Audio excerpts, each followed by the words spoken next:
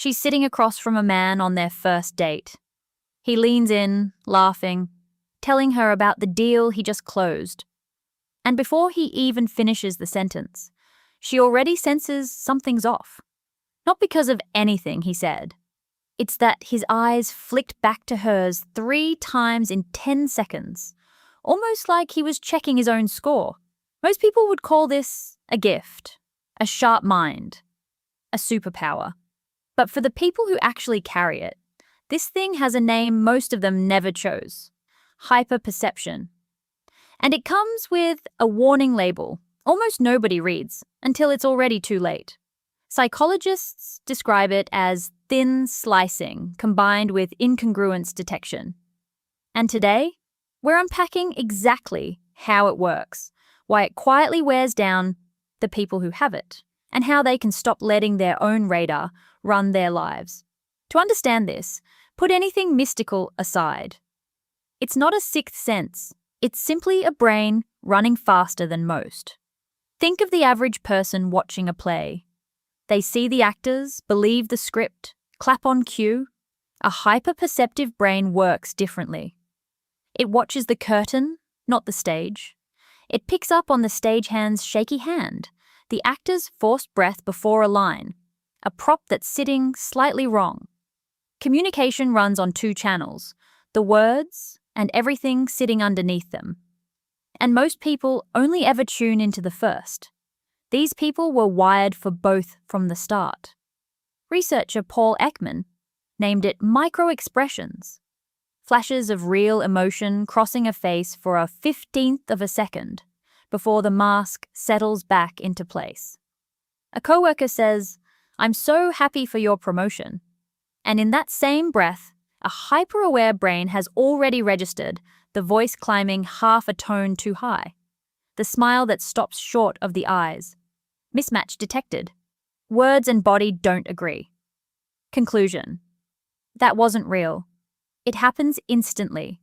The same way your tongue knows soup is too salty before your brain even asks. But the real weight isn't in catching the lie. It's in seeing why it exists. When pattern recognition merges with theory of mind, the mask doesn't just slip. The fear underneath it comes into view too. They look at a boss yelling in a meeting and see a scared kid terrified of losing control. That kind of sight sounds like an edge. In reality, it quietly sets up 3 exhausting traps that most of these people fall into without ever noticing.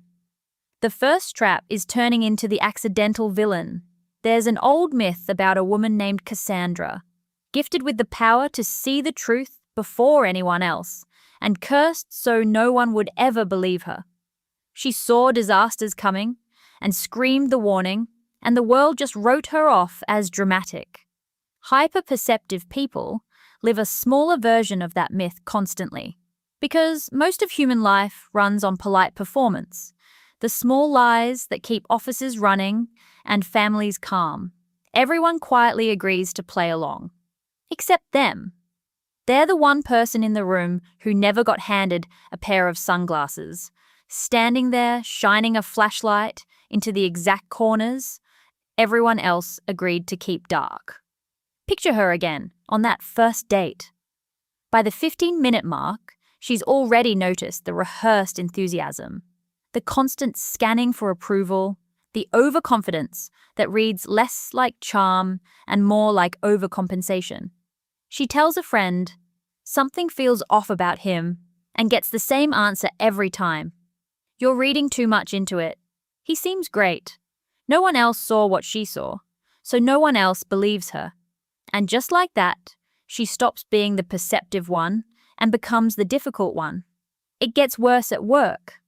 When a coworker plays the office victim to dodge accountability, everyone gathers around to comfort them. Except the one person who actually clocked the missed deadlines, hiding behind the tears. One honest line, "This probably wouldn't have happened if the deadline had been managed better," and the whole room turns cold. That's not random. In psychology, it's called projection. When someone's hidden truth surfaces, the ego doesn't apologize, it strikes back, and the one who spoke up becomes the villain. Truth, as it turns out, is costly. It doesn't buy respect, it buys distance.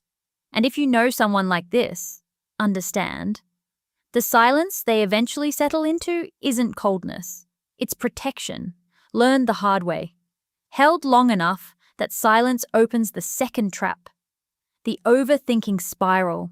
Once you stop trusting what people say out loud, you start trusting only your own reading of things. And observation quietly stops being a gift and becomes a surveillance system pointed at everyone you care about. A compliment stops being a compliment. It turns into a setup. A gift isn't romance. It's guilt looking for an exit. A text arriving 30 minutes late isn't a busy afternoon. It's the first crack in something bigger.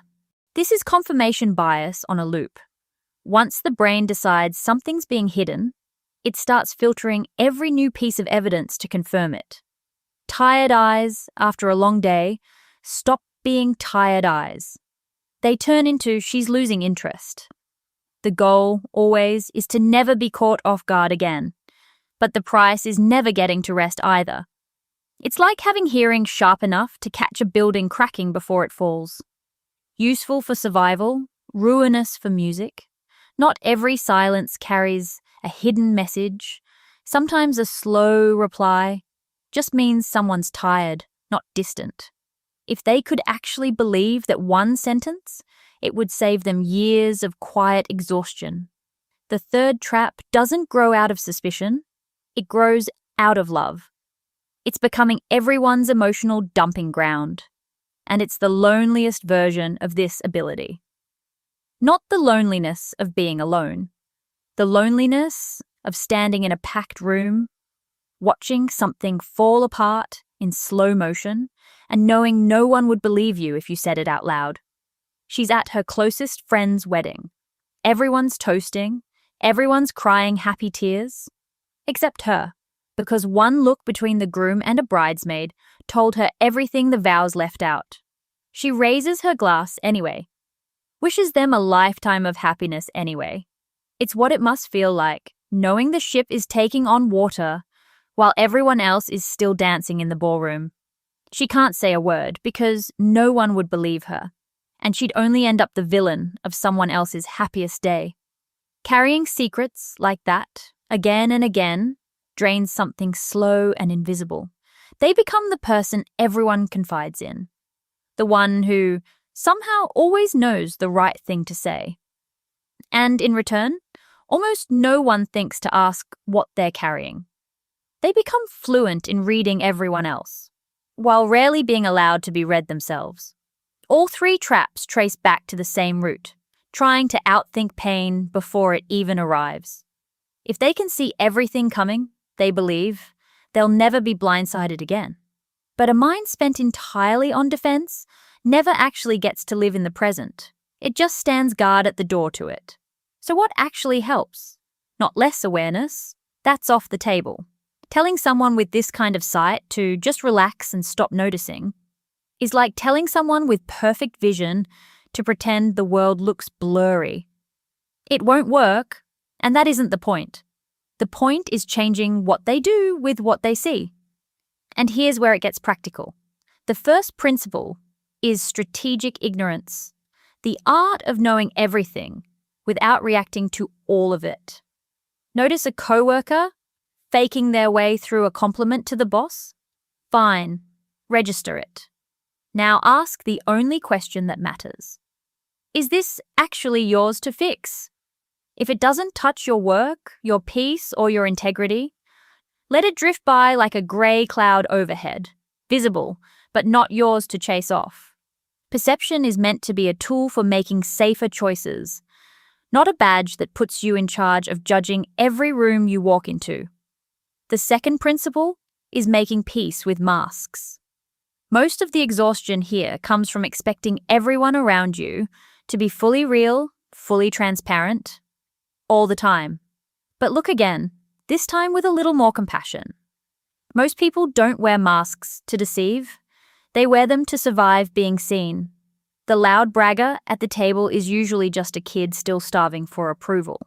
The friend who comes across as cold is often someone terrified of getting hurt again. Once that clicks, the urge to expose people quietly softens into something gentler, letting someone keep their armor on, because you actually understand why they built it in the first place. The third principle is forgiving the blind spots of the present. This one's the hardest and also the most freeing.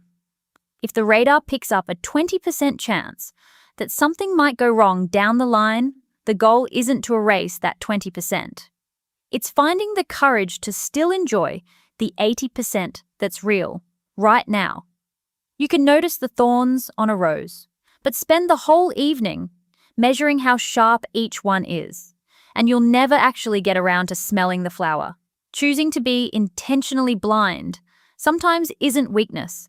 It's the only way the mind ever gets to rest, and the only way the heart gets to just beat like everyone else's for a little while. When someone finally learns to hold their awareness this way, it doesn't fade, it upgrades. They stop being an X-ray machine aimed at every flaw in the room and become something closer to a lighthouse instead.